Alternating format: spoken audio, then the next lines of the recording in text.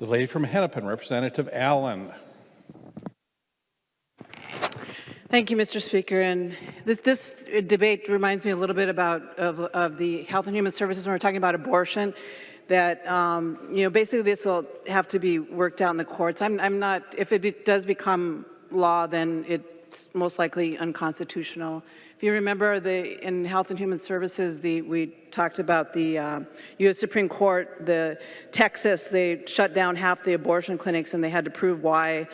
They had to state a compelling interest. They had to provide evidence that if you didn't license abortion clinics as surgical centers, or you didn't require physicians to have admitting privileges, that was going to result in harm to women. And so the court said, okay, prove it, and there was no proof. So it wasn't, the risk didn't outweigh the burden, and it was unconstitutional.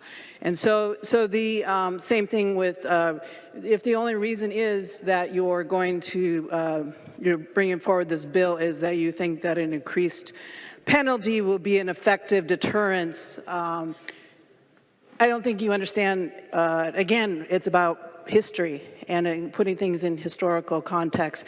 And something about the risks that people have taken, whether it is the minors or the LGBT or farmers or of color or Black Americans or American Indians, having a threat of, instead of 90 days, now a year, that's not going to be a deterrence. Think about the lynching in the South and the Jim Crow laws and the marching across Selma. People will risk their lives to bring about change, to fight for civil rights. And the American Indian movement taking over Wounded Knee. People are still in prison. You know, most of them have died now, but we still have some that got life in prison for protest. But they brought about changes that under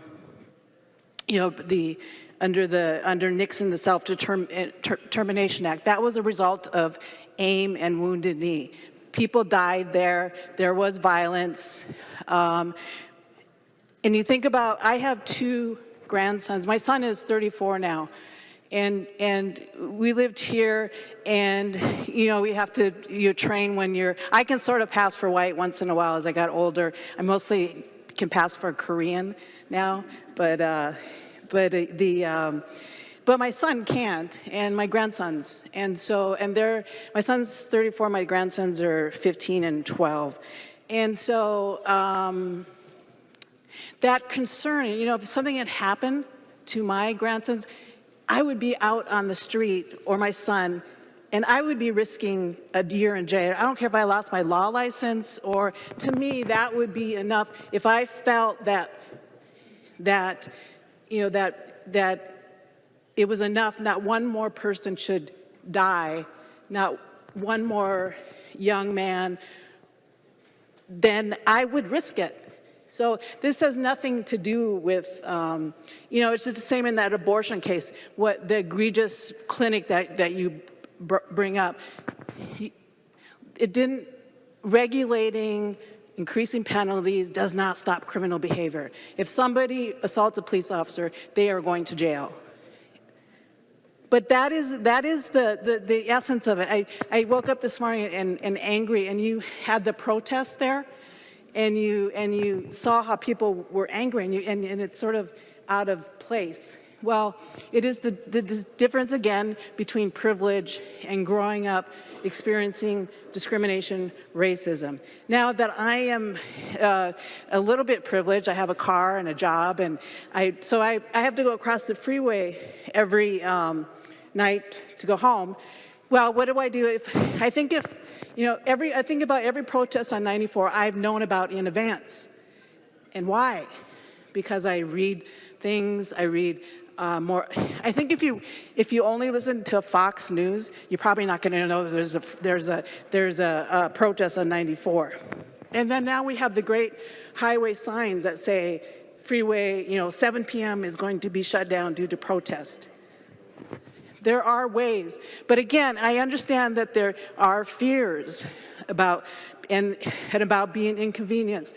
And there may be public safety concerns, but again, you're going to have to prove it in court because there has to be a compelling interest to infringe on someone's First Amendment rights.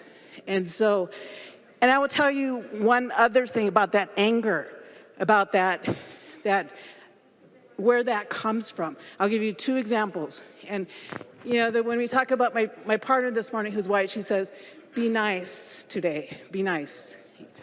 Because my initial reaction when you're talking about it, that those are white people's problems.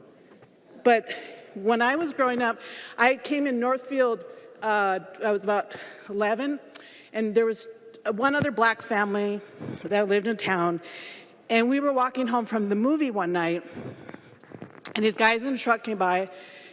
We were walking on the sidewalk, threw a bottle at us and said, such and such, using the N-word, go home or get out of here or whatever. And my friend, she practically jumped 2 feet in the air screaming. And then I'll tell you another, and so this is something that you get this anger from being marginalized, being discriminated, being second class. And then when I was young, I had high fever, seizures, and I was also always falling off my bike or whatever, bleeding. Anyway, so we go to the hospital. My father, because of his job, he had health insurance. We usually lived in urban areas near a reservation, Indian health service. Well, we would walk in the door, either I'd be bleeding or I'd have 105 fever, seizure, and the nurse would tell my parents, we can't serve you. You have to go down, whether it's 20 miles, 100 miles. We will not serve you. You have to go to the Indian Health Clinic. And so my dad says, well, we have insurance.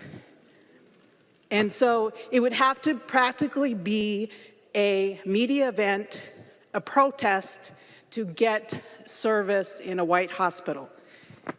Now, do you understand? I mean, that is something, and that's the thing about, that, do I just not explain that anymore? Because it doesn't really, it's not my job for you to understand, to help you understand that. And that's why I always think, I think I'll just go back to the reservation. Because on the reservation, we have the right to make our own laws and be governed by them. We still have sovereignty. So, but anyway, that is that frustration, that anger that you see, and that pushes back against this. That's just a little bit of it.